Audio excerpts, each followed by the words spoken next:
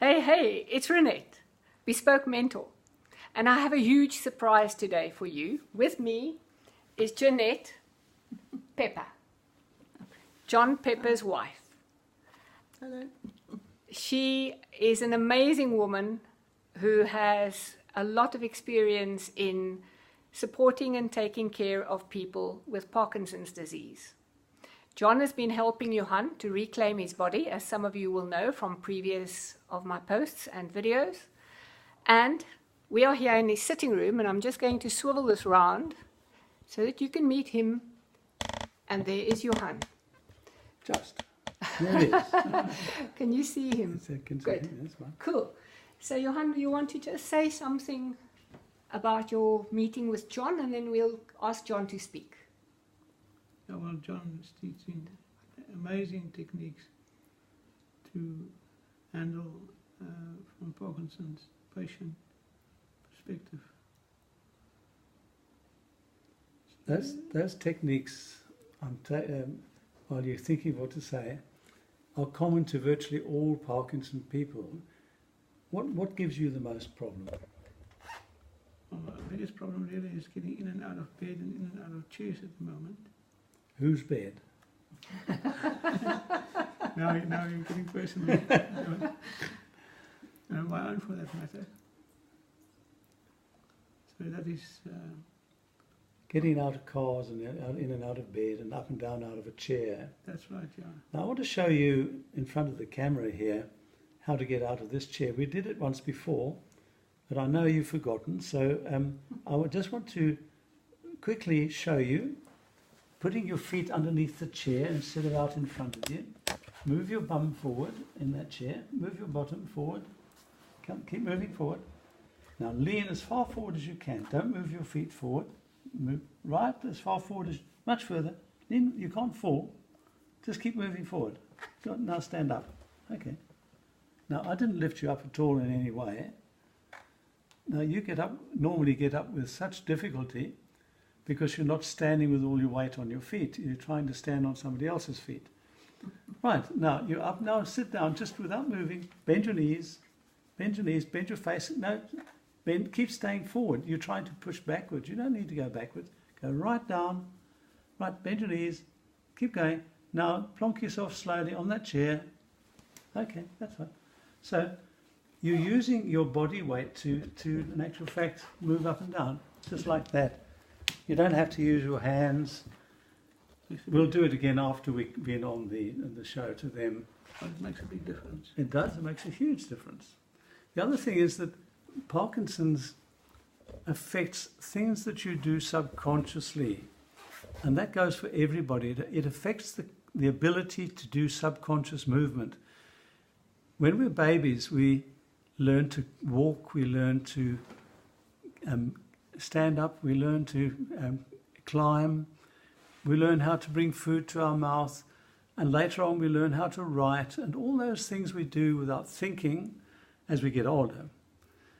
Now, those are the things that give us problems with Parkinson's. Not everybody is the same. Not everybody has a walking problem. Not everybody has a problem bringing food or drink to their mouth, shaking like this, and you spill all your drink, which is such a waste. and it's so unnecessary. And I can't show you everything in a few minutes, but what I can make clear to everybody is that if you have to learn to walk consciously instead of not having to think about what you're doing. Normally, you say this part of your brain says, I want to walk over there, and without you thinking about it, you start walking over there, and you can be talking and thinking about other things. Now that doesn't work with Parkinson's. We have to actually think about putting our weight onto one leg at a time, and then moving the other leg a certain distance and landing on the heel, and then moving towards that heel and over, and then onto the next heel, and then over onto the next heel. You don't have to do that if you don't have Parkinson's, or you don't have a walking problem. We have to learn to walk consciously from now on for the rest of our lives.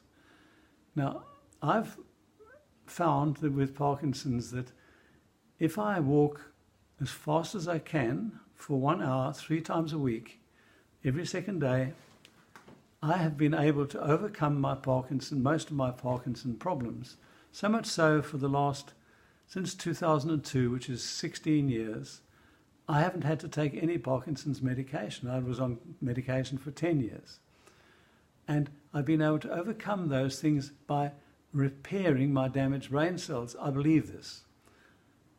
There's a lot of studies coming out proving that I'm right, but they don't tell you how it happens. But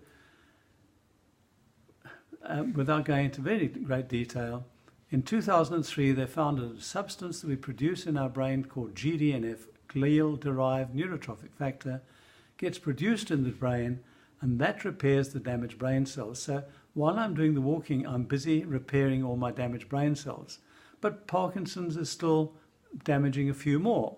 But I repair as many or more than get damaged all the time. So I stay ahead of the game.